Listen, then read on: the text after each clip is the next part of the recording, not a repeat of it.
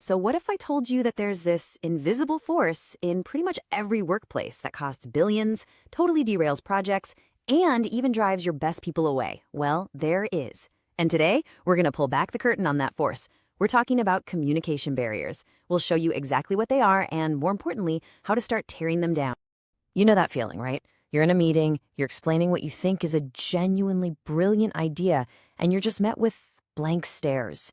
Or maybe you sent what you thought was the perfect email, but the reply you get makes you wonder if they even bothered to read it. If you're nodding your head right now, you've definitely run into one of those invisible walls. And look, this isn't just some minor, everyday frustration. The data on this is wild. Poor communication costs businesses billions of dollars every single year. And that cost, it comes from lost productivity, from super expensive mistakes, and from talented people just getting fed up and heading for the door. The stakes here are incredibly high. So let's just take a second and really dig into that cost. Because once you see the real-world damage that miscommunication causes, you start to get why fixing it is so critical for any team. And that includes yours. It's honestly like a domino effect. It can start with something small, like a single misunderstood email. But then that little thing starts to chip away at engagement. Frustration builds up, and soon it's bubbling over into team conflict. Before you know it, you're missing deadlines, you're missing huge opportunities, your company's reputation takes a hit, and your best people, they start looking for the exit. It's this vicious cycle that all stems from those invisible walls. All right, so what are these communication blockers exactly? Let's get to know the main culprits here. Because once you can name them, you can start to spot them before they cause any real damage. First up, we've got the semantic barrier. This one is all about the words we choose to use. Just think about all the jargon and acronyms that get thrown around your office.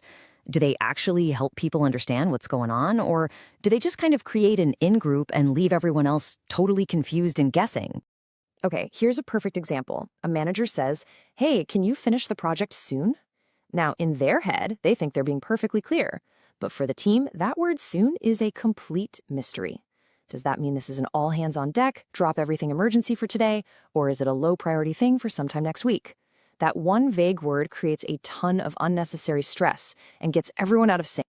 Next up, we have psychological barriers. Now, these are the powerful filters inside our own minds. Imagine you're having a really stressful day, just buried in deadlines. Are you more likely to read a colleague's direct email as helpful feedback or as a personal attack? You see, our internal state can completely change how we receive the exact same message. And here's a classic case of that in action. A manager has this built-in bias that junior employees just don't have valuable ideas. So when a junior team member speaks up with a potentially brilliant suggestion, it gets shot down immediately. Just like that, a great idea is lost, and a talented employee feels completely demoralized, all because of that psychological wall. Culture adds another really fascinating and often complex layer to all of this. I mean, just look at this slide. Some cultures really value direct, even blunt feedback, because it's seen as clear and efficient. But in other cultures, that exact same feedback would be seen as deeply disrespectful. The key here isn't to memorize every single cultural rule, but to just approach cross-cultural communication with a sense of curiosity and a really open mind.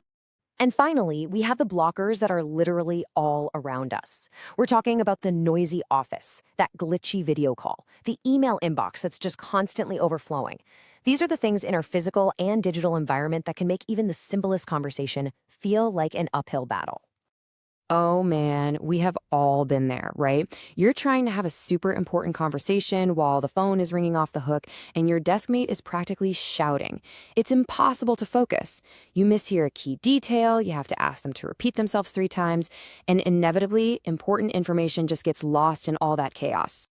Okay, we've identified the problems, we've seen the damage they can do, so now for the good part. Let's talk about solutions. How can we actually start breaking down these barriers and become way more effective communicators? It really all comes down to these 3 powerful steps. First is awareness. You just have to learn to spot these barriers as they're happening. Second is feedback. Make it a habit to clarify and confirm you understand. Don't just assume everyone's on the same page. And third is adaptation. The best communicators are like chameleons. They're always tailoring their message and their style to their audience and the situation.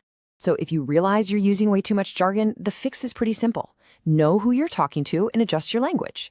Worried your own biases might be getting in the way? Well, then you actively invite different viewpoints into the conversation. Is the office just too loud for that important call? Go find a quiet room. See, these aren't complex, earth-shattering solutions. They're simple, conscious choices we can all make.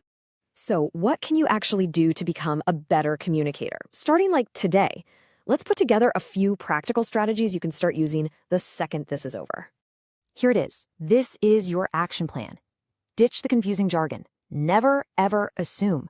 Always ask questions to make sure you've got it right. Try to listen to understand, not just to come up with your reply. Think about the right channel for your message. Is this an email, a call, or an in-person chat? And finally, be the example. When you communicate clearly, you actually inspire others to do the same. And that brings us to our final thought for today. As you go back to your work, I want you to think about this one question. What is the one communication barrier you will make an effort to break down this week? Will you define an acronym in your next email? Will you actively listen without distraction in your next meeting? Remember, small changes create a massive impact. The power to build better communication, it really does start with you. Thanks so much for joining me.